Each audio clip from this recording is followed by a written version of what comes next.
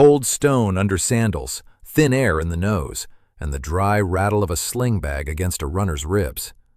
That is where this begins. Because the thing that breaks most people on a climb is often the argument inside the body, feet saying one thing, breath saying another. You can feel that argument in your own life, even if you've never touched a mountain road. Same pace, same age, same morning. And some days, your chest starts tugging, your shoulders tighten, your breathing gets loud, and the whole run feels expensive, just costly. Every minute asks for more than it should. Most people blame weak lungs, older legs, bad genetics, stress, whatever name is available. But there is an older answer, and it came from people who could not afford waste. The Andean chasqui runners carried messages along the Inca road at altitude, over rough climbs and broken ground where sloppy effort would have caught up with them fast. Their gift was rhythm, a working agreement between breath and footfall. The ancient breath-step running cadence, or locomotor respiratory coupling, sounds technical when you first hear it. It isn't. It means your inhale belongs to a set number of steps, and your exhale belongs to a set number too. 3 footfalls in, 2 footfalls out. Or another count that fits the effort. Simple enough to ignore, which is exactly why it stayed hidden in plain sight. And before you dismiss that as a small detail, check something right now. Think about the last time you hurried upstairs, or jogged across a parking lot, or tried to settle into a run. Did your breathing have a pattern? Or did it just scatter? Be honest, most people don't know. They notice fatigue only when it's already in the throat and upper chest. They never notice the moment the system lost its timing. That is where the whole mystery lives. Because when breath and stride fall into step, the body stops spending so much effort on the act of breathing itself. The trunk steadies. The deeper muscle under the lungs starts doing its share. The noise comes down. And for runners past 40, that shift matters even more. Because endurance stops being a contest of brute force and becomes a contest of cost. In a moment, I'm going to show you why a fixed count of footsteps can change the feel of a climb before your fitness changes at all. And if this kind of deep dive is your thing, subscribe so you don't miss the next one. So let's stay with that cost for a minute, because this is where the trick stops sounding poetic and starts getting physical. When your steps land in one pattern and your breathing wanders off in another, the torso keeps getting interrupted.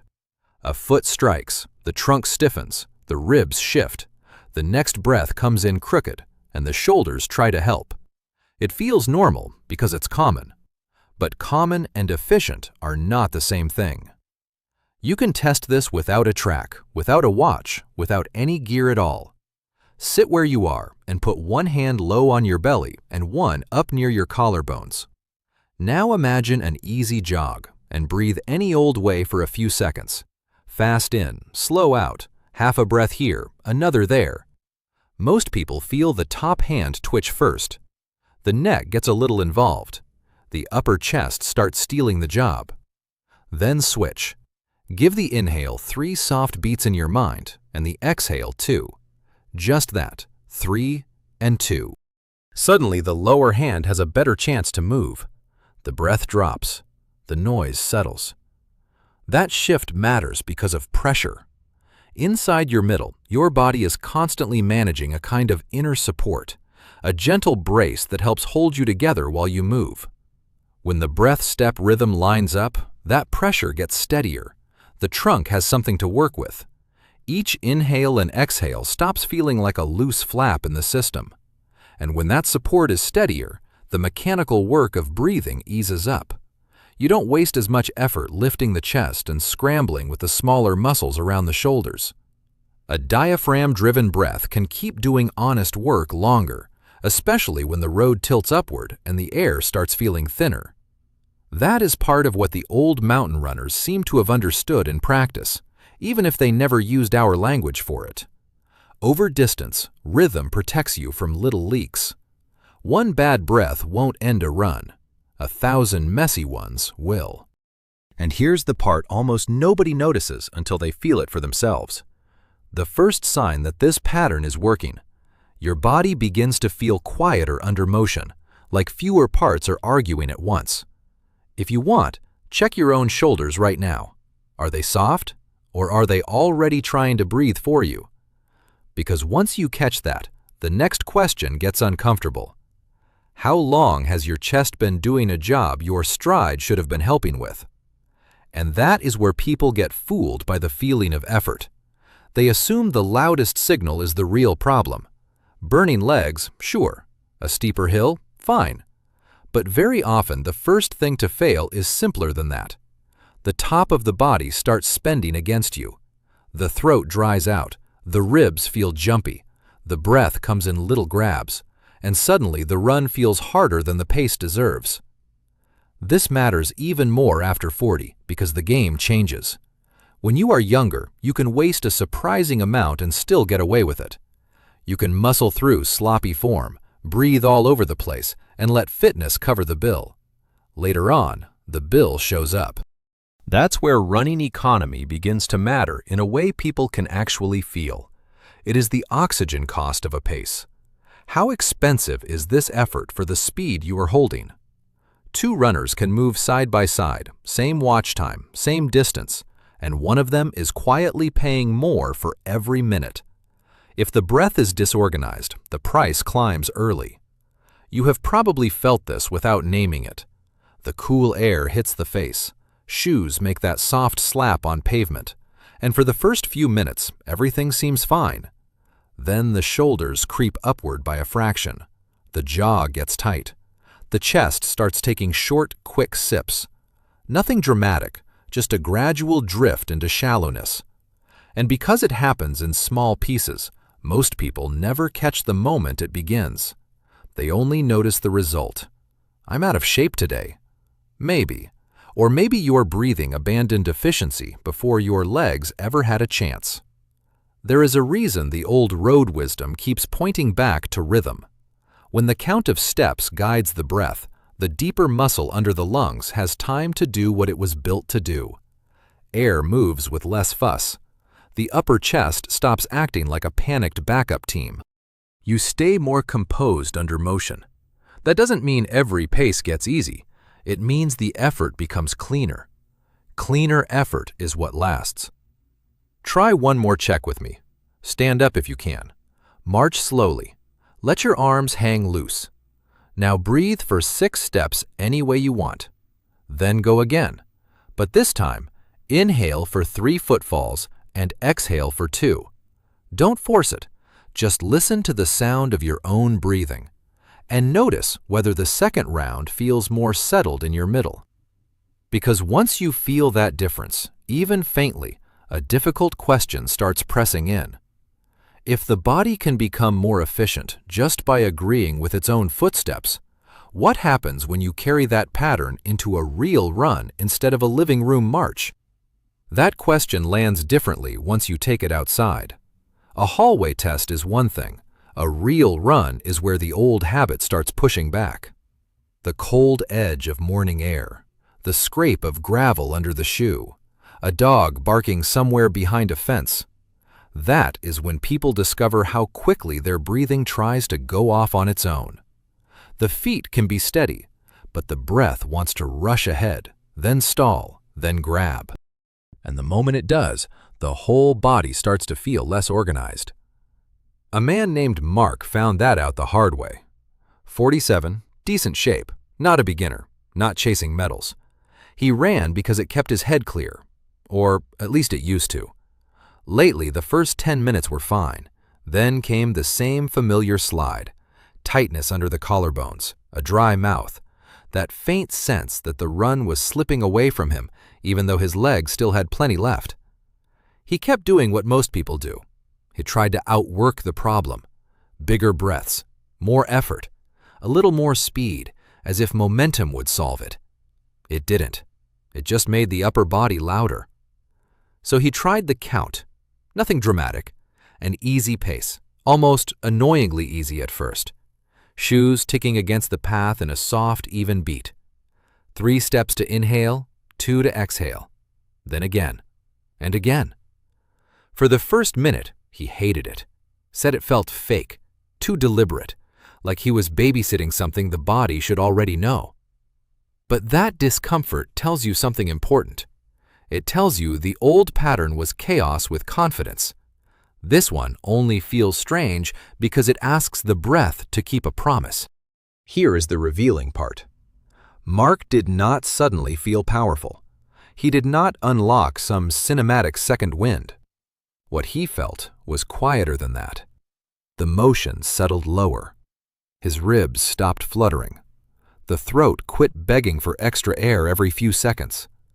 He could sense the diaphragm-driven breath taking more of the load, and the little muscles high in the chest backing off for once. The run was still work.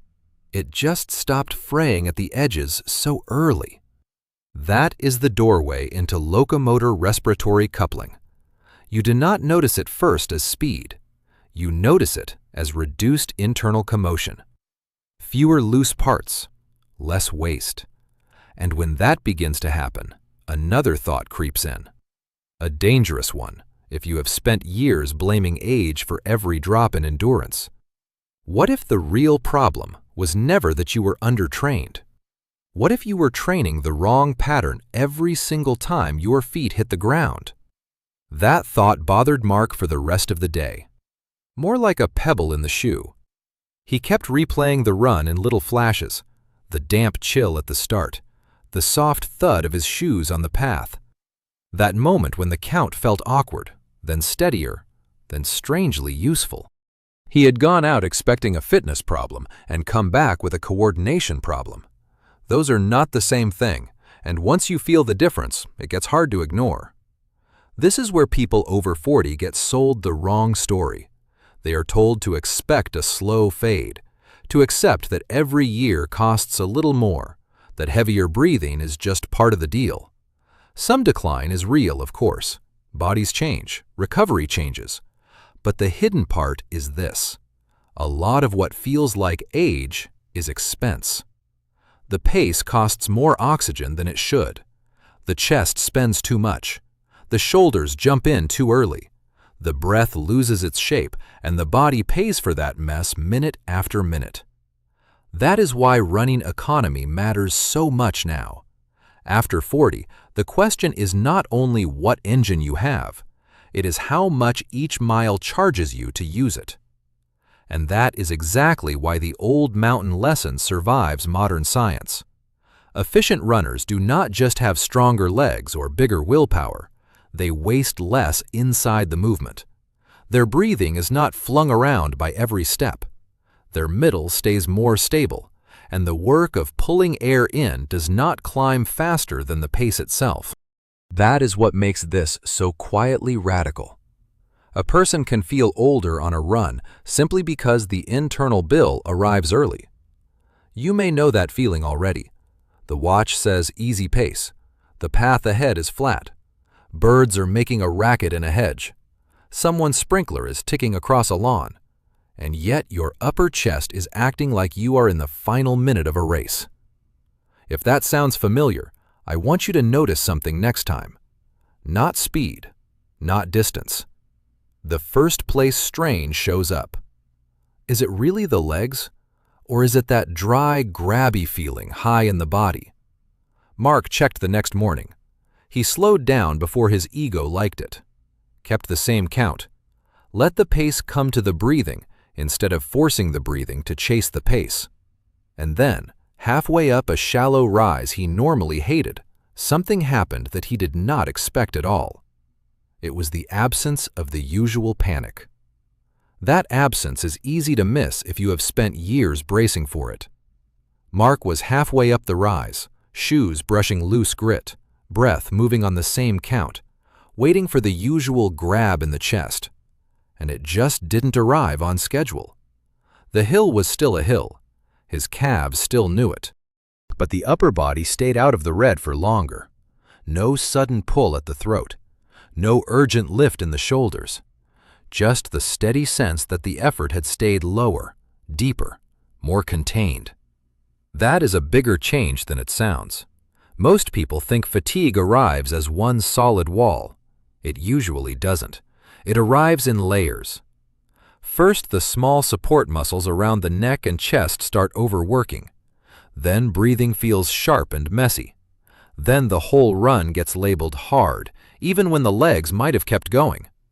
A diaphragm-driven breath interrupts that chain. It buys order.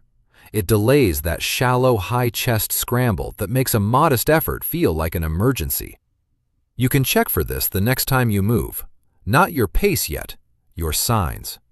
Listen for the sound of the inhale. Feel whether the ribs open low or whether the chest pops up first. Notice if the jaw stays loose or begins to set. These are not tiny details. They are the first footprints of waste.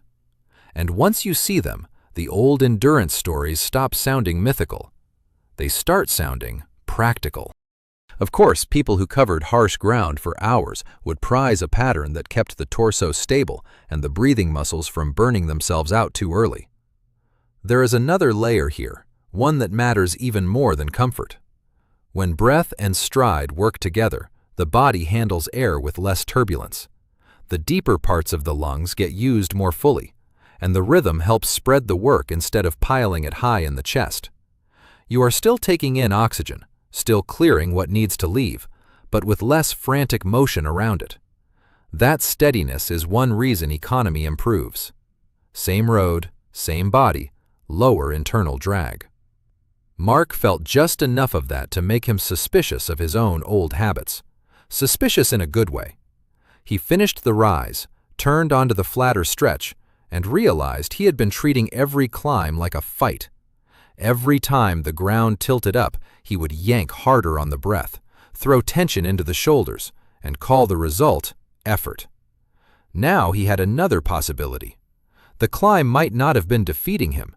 He might have been breaking his own rhythm the moment pressure arrived. And if that was true on a small rise, then the real test was waiting in a place every runner knows.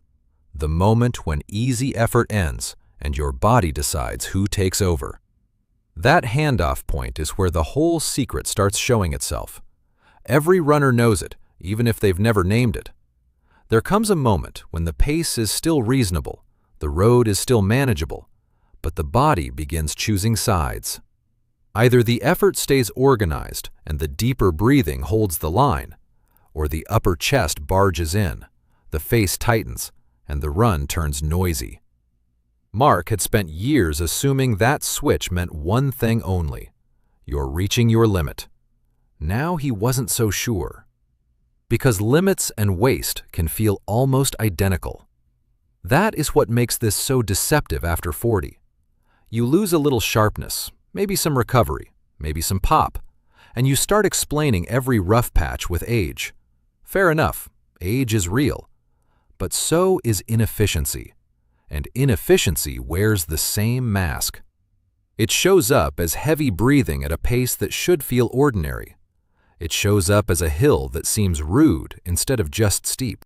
It shows up as that irritating gap between what your legs could probably do and what your breathing lets them do. If you want to catch that leak, you don't need a lab, you need one honest minute. On your next walk or easy jog, listen first. Hear the footfalls. Feel the rhythm of the steps through the floor or the pavement. Then, notice the breath without trying to improve it. Is it landing in a pattern, or is it all fragments? One short sip, one long sigh, a pause, a grab, another half breath. That scattered feeling is expensive. It is like driving with the brake barely pressed and calling the engine weak.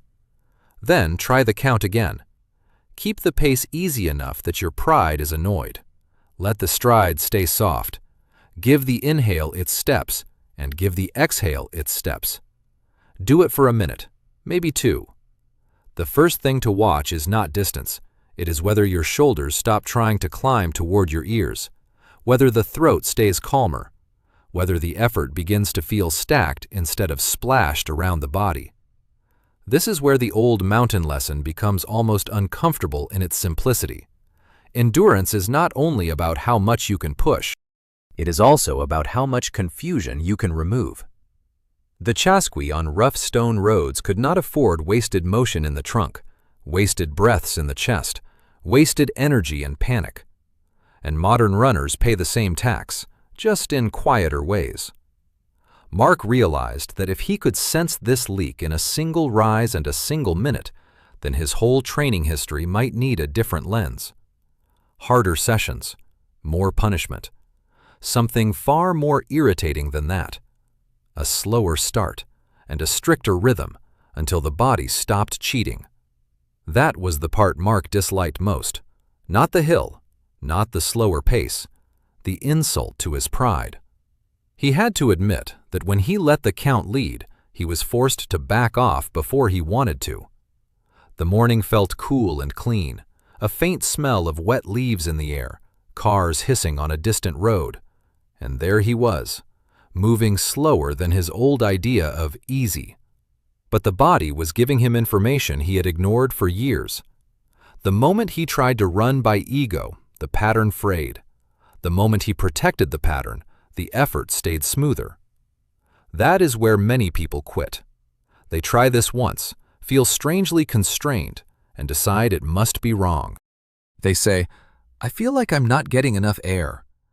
Sometimes that's true if the pace is too hard or the count is poorly chosen. But more often it is the old habit protesting. Random breathing feels free because you're used to it. A breath-step rhythm feels strict because it exposes how much you are improvising under load. If you want to feel that difference clearly, do this on your next outing. Start almost embarrassingly easy. Let the feet tap out a light, even beat. Pick a simple count that doesn't force anything. Then hold it only long enough to notice what breaks first. Does the breathing stay low, or do the shoulders start trying to lift? Does the exhale stay smooth, or does it splinter? Do you want more speed, or are you just uncomfortable being that organized? Those are not the same sensation. This is why the method matters beyond old endurance legends. It gives you a way to catch disorder before it turns into fatigue. In ordinary running, people notice the problem late. With this, you notice it at the seam. The exact instant the body wants to leave deeper control and climb into the upper chest. That seam is gold. It tells you where your true, easy effort ends. It tells you when the breathing muscles are still sharing the work and when the smaller ones are trying to hijack it. Mark began using that seam like a marker on the road. On flat stretches, he could hold the count and feel almost irritated by how modest the pace seemed. Then a slight incline would appear, or a turn into the wind, and the old urge would rise fast. Breathe bigger, rush, force. He started resisting that urge, just for a few more steps each time. Nothing heroic, just enough to learn where the pattern could survive. And that is when a strange reversal began. The slower start was no longer making him feel weaker. It was showing him where his real edge had been hiding all along. That hiding place turns out to be surprisingly ordinary. It shows up in the middle ground, where most training actually lives. The easy run that drifts upward, the casual hill that asks for just a little more, the stretch where conversation would shorten but not disappear. That is where Mark began noticing something he had never paid attention to before. His trouble was not beginning when he was exhausted. It was beginning the instant he stopped respecting the count. He saw it on a windy morning. Cool air, a faint metallic smell after overnight rain, tree branches clicking above him. He turned into the breeze and felt the old urge rise again. Push harder, open the chest, take bigger breaths. Instead, he shortened the stride a touch and held the pattern. Same body, same age, same wind, but the effort stayed more contained because he let the breathing set the terms. This is the part most people skip because it feels too humble to be important. They want a breakthrough. What they need is detection. The old road wisdom survives because it gives you an early warning signal. When the breath-step rhythm breaks, the body tells on itself. The shoulders start to creep. The exhale loses shape. The trunk feels less steady. You are no longer moving as one coordinated system. You are spending extra again, and that extra cost matters more than people think. Running economy is not an abstract sports lab phrase when you can feel it with your own ribs and throat. It is the difference between finishing a run feeling used and feeling drained. It is the difference between a climb that stays under control and one that becomes a negotiation. After 40, those differences add up. The body does not forgive waste as cheaply as it once did. If you run or even power walk hills, try something the next time the effort begins to rise. Don't speed up. Don't fix your form all at once. Just ask one question. Can I keep the same count if I ease the pace a little? That single adjustment teaches you something almost nobody is taught directly. Effort can go up while panic stays out. The breathing does not have to become wild just because the terrain changes. Mark found that both encouraging and annoying. Encouraging because the pattern kept rescuing runs that used to unravel. Annoying because it exposed how often he had mistaken urgency for fitness. He had been admiring struggle that he was partly creating himself. And once that realization settles in, it starts to spread beyond running. Because if your body learns to get ragged under small pressure on the road, what else has it been doing that way all day? That question stayed with Mark longer than the run did. He noticed it later carrying groceries up the front steps, then again walking fast across a parking lot with a phone buzzing in his pocket. Same little pattern every time pressure rose. The breath would climb, the chest would get busy, the shoulders would sneak upward as if they'd been assigned a job nobody remembered giving them. He wasn't just running that way, he was living that way in small bursts all day, teaching the body over and over that any extra demand meant scatter first, organize later. And once you see that, the old endurance stories stop sounding like old stories at all. They sound like a lost standard. Those mountain messengers were surviving rough ground. They were organized. That's the word, organized inside the motion. Their breathing had a place. Their steps had a place. The trunk had a stable job to do from one stride to the next. Compare that to modern adults who spend half the day seated, then ask the body to jump from stillness into effort with no rhythm at all. We don't fail only from weakness. We fail from fragmentation. That fragmentation has a sound, by the way. You can hear it in your own breathing when you hurry. It gets choppy, uneven. One sharp inhale through tension, one loose exhale, then another rushed pull. The body can survive that for a while. It just pays extra. And after 40, those little surcharges start to matter. That is why running economy becomes such a powerful lens. It tells you that endurance is partly a bookkeeping problem. How much waste sneaks into ordinary effort before you even notice? Mark started using his daily life as a quiet laboratory. Nothing formal, just moments. He would climb stairs and see whether the breath stayed low. He would take a brisk walk and notice if his jaw was set. He would catch himself leaning into urgency on tiny things that did not deserve it. The run had shown him the pattern, but the day kept confirming it. His body had been practicing disorder for years. Now here is where people misunderstand this whole subject. They hear about a breathing count and think it is a trick, a hack, some clever add-on for fitness people. It isn't. It is more binding than that. It is a contract between motion and breath. Break that contract and the chest starts freelancing. Keep it, and the body becomes far less wasteful under load. Which means the next step cannot be try harder. It has to be more deliberate than that. And a little humbling, because the first rule is going to ask you to give up the pace you usually use to protect your ego. That is where the method finally has to become practical. Up to now, Mark had only been noticing, testing, catching himself in the act. Useful, yes, but still loose. If you want this pattern to hold when effort rises, you have to stop treating it like a clever idea and start treating it like a rule. A gentle rule, but a real one. The first rule is simple enough to irritate people. Let the pace obey the breath. at least at the beginning, instead of demanding that the breath keep up with your usual pace. He tried that the next morning. No racing watch in his face, no early surge, just the faint squeak of his front door, cool air on his cheeks, and that first awkward stretch where the body wants to leap ahead out of habit. He kept it easy, easier than he liked. The feet found a small, steady rhythm, and he let the inhale and exhale sit inside it without forcing them bigger. Within a minute, he felt the usual argument trying to start. Run faster, open up, stop counting. He ignored it, and something almost embarrassing happened. The run felt calmer because he had finally stopped asking the breath to chase his ego. That is the doorway most people miss.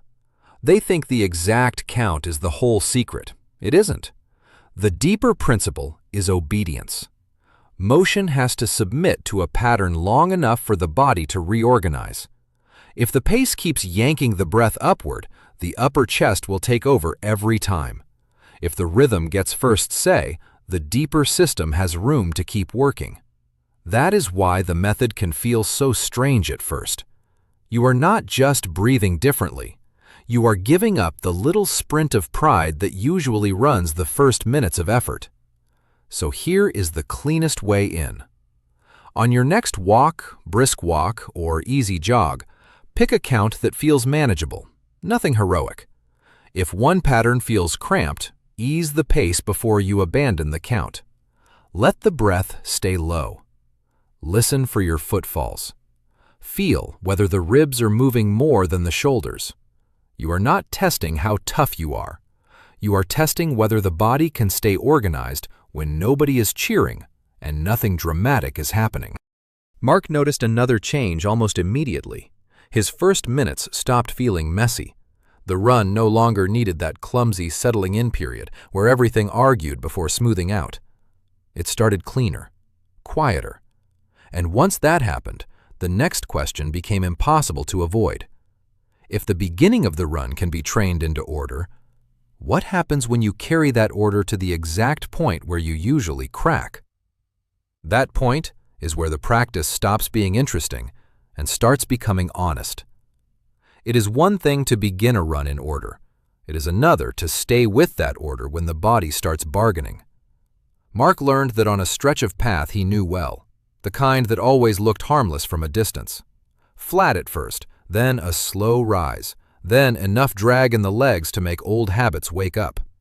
The air had that sharp morning chill to it, and his shoes were making the same dry, even tap they had made all week. He settled into the count early and kept it there longer than usual. At first, nothing much happened. That is important. People expect fireworks when they finally do something right. Most real change arrives quietly. Then the discomfort began to climb. Not danger, not panic, just that familiar inner complaint.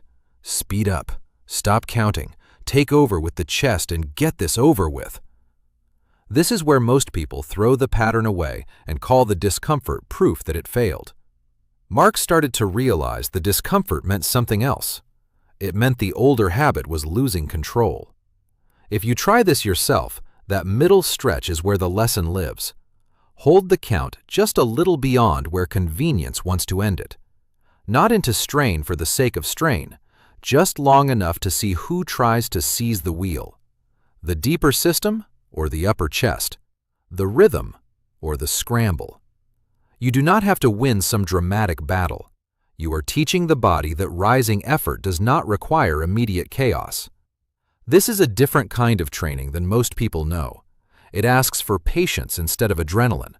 It asks you to shorten the stride before you break the pattern, to lower the speed before you reach for a giant breath. That sounds small, but it changes the whole relationship between effort and control.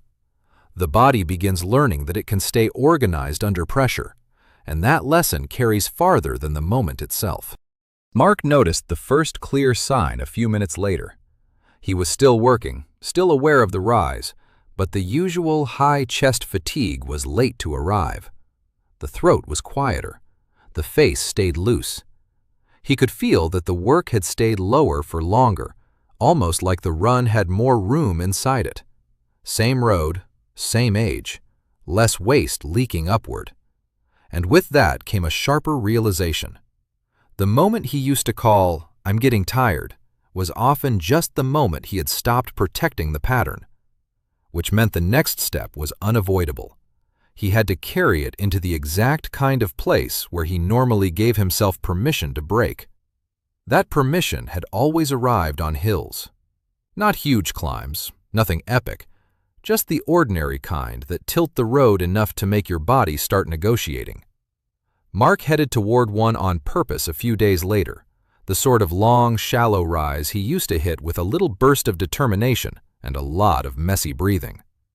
The morning was still, cool enough that each inhale felt clean, and the gravel at the edge of the path made a dry crunch under his shoes. He settled into the count early and kept the pace almost insultingly modest. Halfway to the rise, he could already feel the old reflex waiting. It was familiar now. The hill appears and the chest wants to grab the steering wheel. Breathing gets bigger, faster, louder. The stride lengthens in a way that feels strong for about 10 seconds and expensive for the next 3 minutes. This time, he did something that would have annoyed the older version of him. He shortened the stride before the climb demanded it. That one choice changed the whole feel of the hill. He carried the same rhythm into it and let the pace give way a little. The effort rose, of course it did, but the rise in effort did not force immediate disorder. His shoulders stayed down. The jaw stayed loose. The inhale still had a place to land. You could hear the difference if you had been beside him. No ragged pulling, no sudden rush of panic through the upper chest. Just the sound of work staying organized longer than he was used to. This is where many people finally discover something uncomfortable. They are just used to breaking the pattern the second the road asks a harder question. The body interprets that break as urgency, and urgency spreads fast. The trunk gets less stable. The smaller breathing muscles jump in.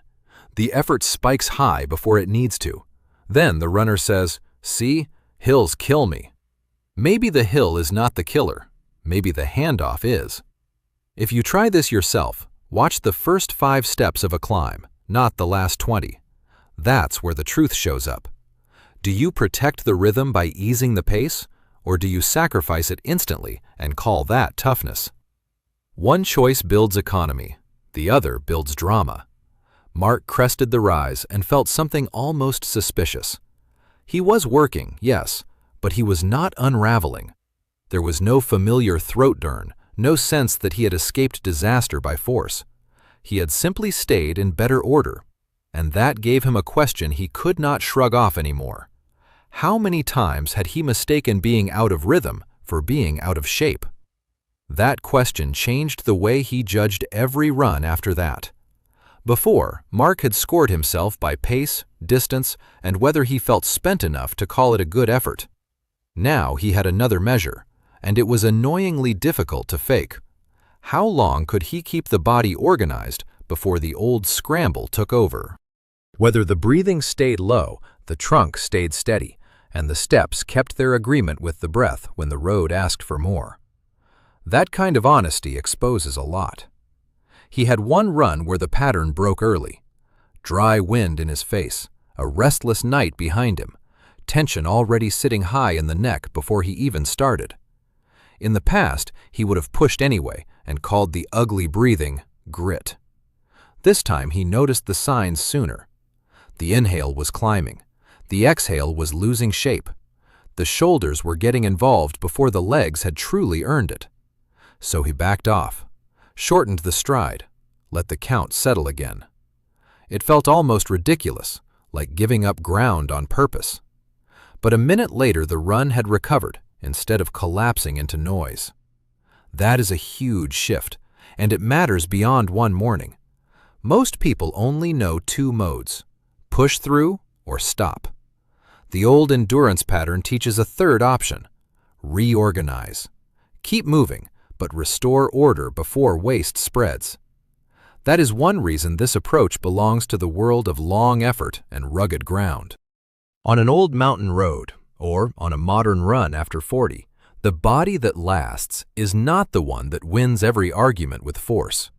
It is the one that notices disorder early and corrects it without drama. You can use that idea right away. The next time effort rises and the breathing starts to climb into the chest, do not ask, "Can I tough this out?" Ask, "Can I restore the pattern?" Sometimes the answer is yes, with one shorter stride. Sometimes it means easing the pace for 20 seconds.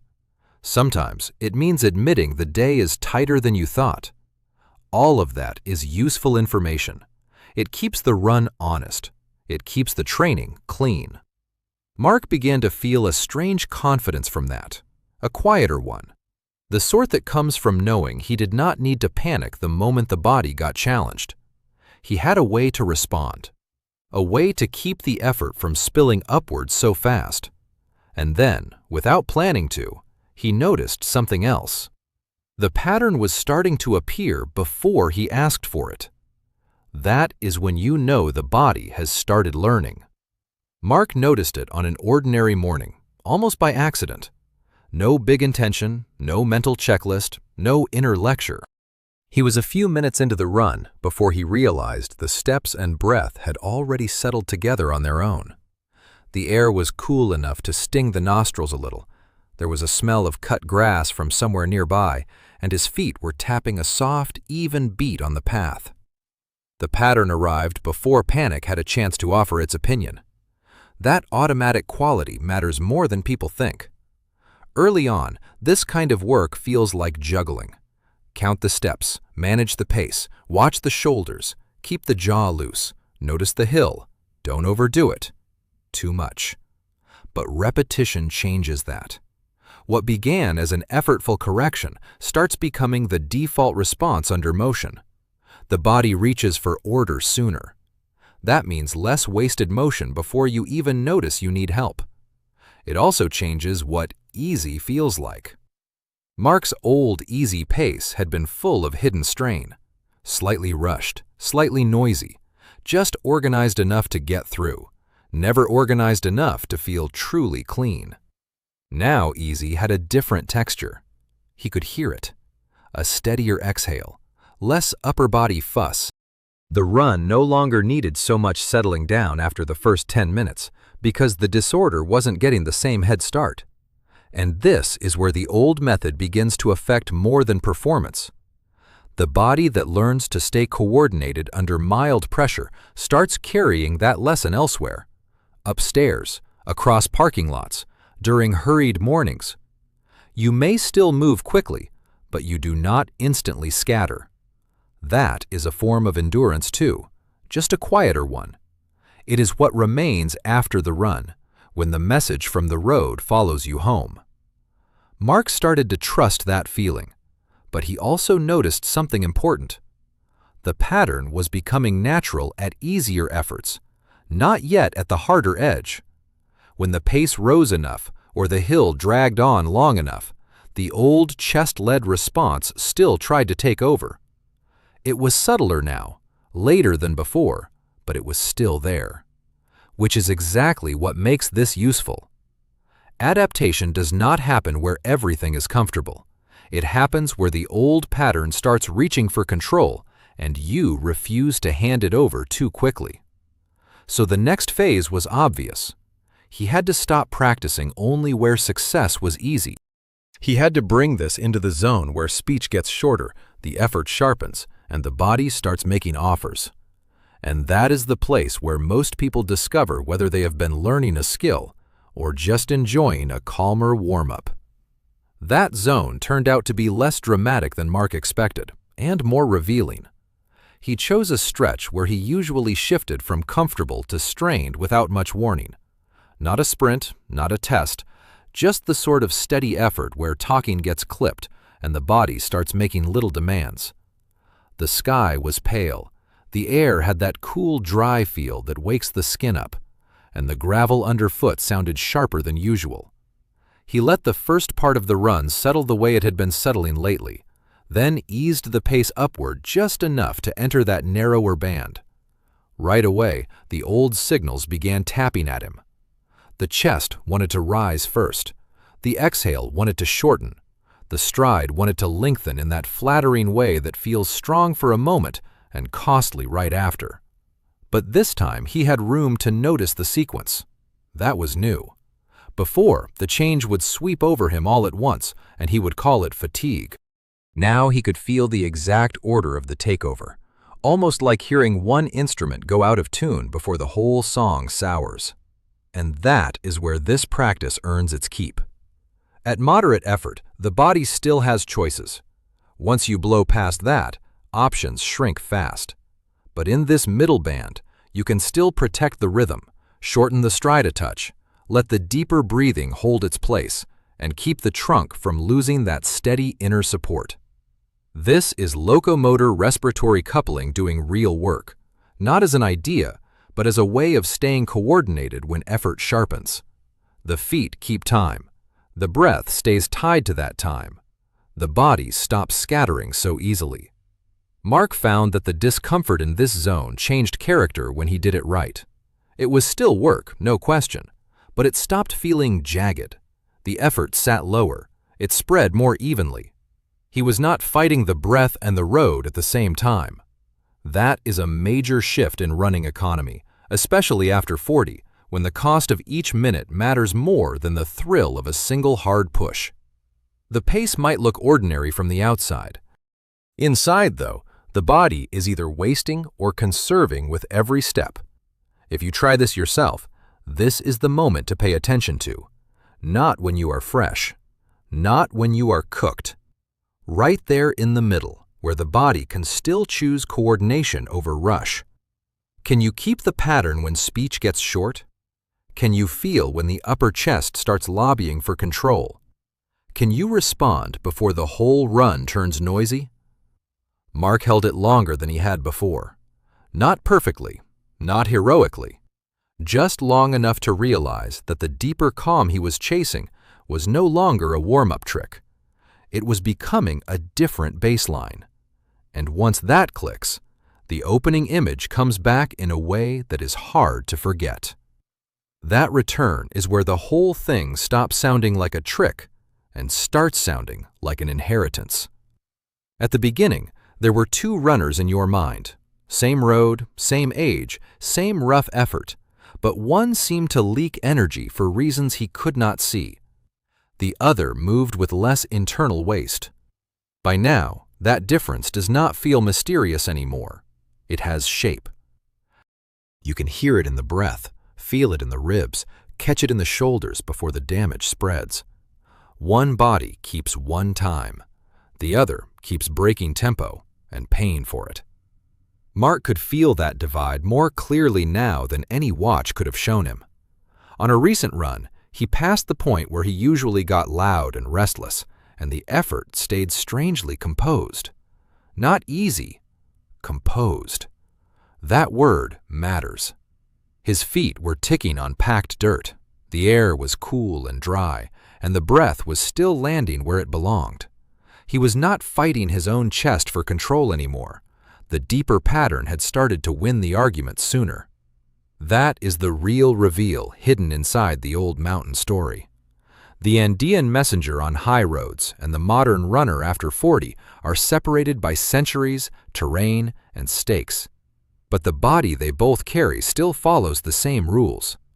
If the breath gets thrown around by every step, the trunk loses steadiness, smaller muscles jump in, and ordinary effort grows expensive. If the steps and breath agree, the body becomes calmer under load, and that calm preserves more than comfort. It preserves capacity. This is why the subject stays so powerful, even when stripped of myth. Locomotor respiratory coupling is ancient.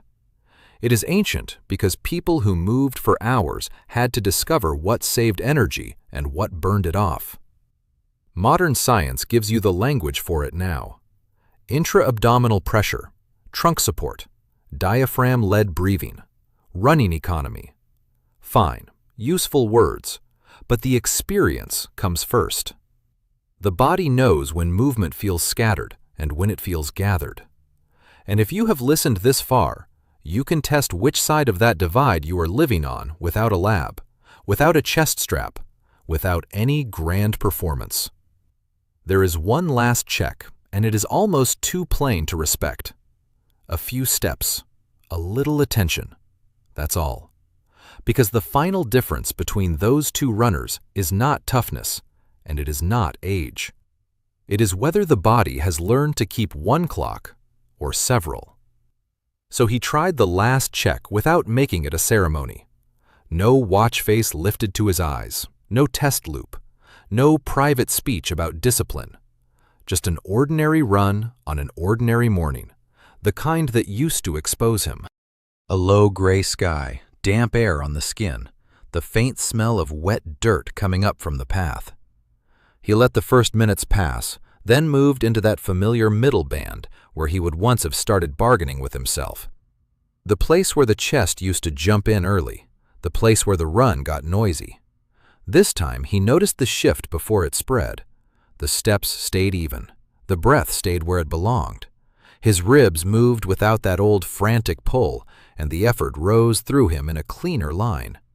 He was working, absolutely, but the work was no longer splashing all over the body. It had shape. The trunk held steady. The smaller muscles up high never got their old invitation to panic. That is what the old road wisdom was protecting all along. Not some mystical second wind, just a body that does not waste itself when the terrain asks for more. And in that moment, the opening image came all the way back.